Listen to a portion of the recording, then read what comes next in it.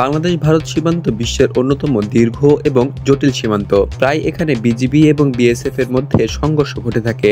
গরু পাচার, অনুপ্রবেশ, সীমান্ত চিহ্নিতকরণ এবং রাজনৈতিক অবিশ্বাস এসব কারণকে কেন্দ্র করে উত্তেজনা তৈরি হয়। কিন্তু প্রশ্ন হচ্ছে, এসব সংঘর্ষ কি কেবল নিরাপত্তাজনিত সমস্যা, নাকি ভারত বাংলাদেশকে একটি স্বাধীন রাষ্ট্র হিসাবে পুরোপুরি মেনে নিতে চায় না এবং তাকে নিজেদের প্রবেশ হিসেবে দেখতে চায়? স্বাধীনতার পর সম্পর্কের দ্বিমুখী বাস্তবতা।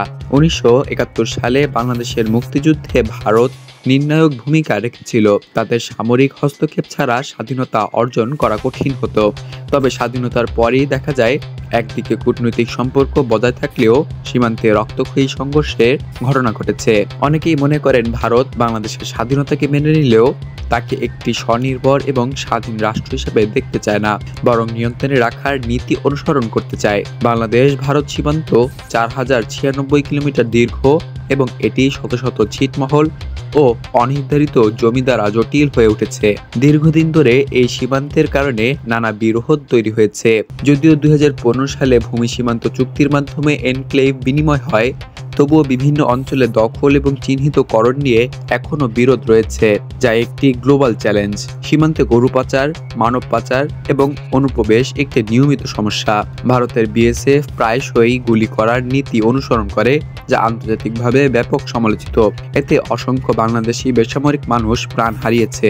1990 থেকে 2023 সাল পর্যন্ত বিএসএফ গুলিতে প্রায় 1514 জন বাংলাদেশি নিহত হয়েছেন। এই কারণেই বাংলাদেশের সাধারণ মানুষ ভারতকে একটি দমনমূলক শক্তি হিসেবে দেখতে শুরু করেছে। অতীতের উল্লেখযোগ্য সংঘর্ষ। সীমান্তে সংঘর্ষ নতুন কিছু নয়। 2001 সালে মেঘালয়ের পাদুয়া এলাকায় বিজিবি এবং বিএসএফ এর মধ্যে বড় লড়াই হয়। এতে অন্তত 21 জন নিহত হয় এবং কয়েক হাজার মানুষ বাস্তুচ্যুত হয়। 2011 সালে কিশোরগঞ্জে বিএসএফ এর গুলিতে 2 বাংলাদেশি নিহত হলে উত্তেজনা ছড়িয়ে পড়ে। 2020 সালে ব্রাহ্মণবাড়িয়াতে জেলেদের হত্যার ঘটনায় আবারও 2 দেশের সীমান্তে তীব্র উত্তেজনা দেখা যায়। এসব ঘটনা প্রমাণ করে সীমান্তে সংঘর্ষ কোনো বিচ্ছিন্ন ঘটনা নয়, বরং দীর্ঘদিন ধরে চলমান একটি প্রবণতা।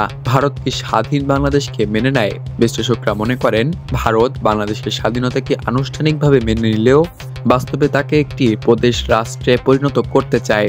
যেমন তিস্তা পানি বন্টন চুক্তি নিয়ে ভারতের অনীহা অথবা সীমান্ত হত্যাকাণ্ডে দায় স্বীকার না করা বাংলাদেশের সার্বভৌমত্বকে বারবার প্রশ্নবিদ্ধ করে। রাজনৈতিকভাবে যে সরকার ভারতের সঙ্গে ঘনিষ্ঠ থাকে, তাকে ভারত স্পষ্ট সমর্থন দিয়ে থাকে, যা অনেক সময় বাংলাদেশের অভ্যন্তরীণ রাজনীতিতে পাপেট শাসন বিতর্ক তৈরি করে। ভারত প্রকাশ্যে বাংলাদেশকে দখল করার পরিকল্পনা প্রকাশ করেনি, তবে বিশ্লেষকরা বলেন তাদের মূল উদ্দেশ্য হলো বাংলাদেশকে একটি নির্ভরশীল রাষ্ট্রে পরিণত করা। কূটনৈতিক চাপ, পানি বন্টনে অনীহা, সীমান্তে হত্যাকাণ্ডে নীরবতা, এসব পদক্ষেপ মূলত বাংলাদেশের উপর রাজনৈতিক এবং কৌশলগত প্রভাব বজায় রাখার একটি পদ্ধতি। এভাবে ভারত সরাসরি শাসন না করে বরং প্রভাব খাটানোর কৌশল গ্রহণ করেছে। বিজিবি বিএসএফ সংঘর্ষের পেছনে যেমন পাচার এবং অনুপ্রবেশের ঘটনা রয়েছে, তেমনি রয়েছে 2 দেশের মধ্যে রাজনৈতিক অবিশ্বাস এবং ভারতের প্রভাব বিস্তারের কৌশল। ভারত বাংলাদেশের স্বাধীনতাকে মেনে নিলেও তাকে পুরোপুরি স্বনির্ভর হতে দিতে চায় না, এমন অভিযোগ দীর্ঘদিন ধরে আলোচিত। সীমান্তে বারবার রক্তক্ষয়ী সংঘর্ষ কেবল একটি নিরাপত্তাজনিত সমস্যা নয়, বরং এটি আসলে বাংলাদেশের উপর ভারতের রাজনৈতিক নিয়ন্ত্রণ প্রতিষ্ঠার বহিঃপ্রকাশ বলে মনে করা হয়।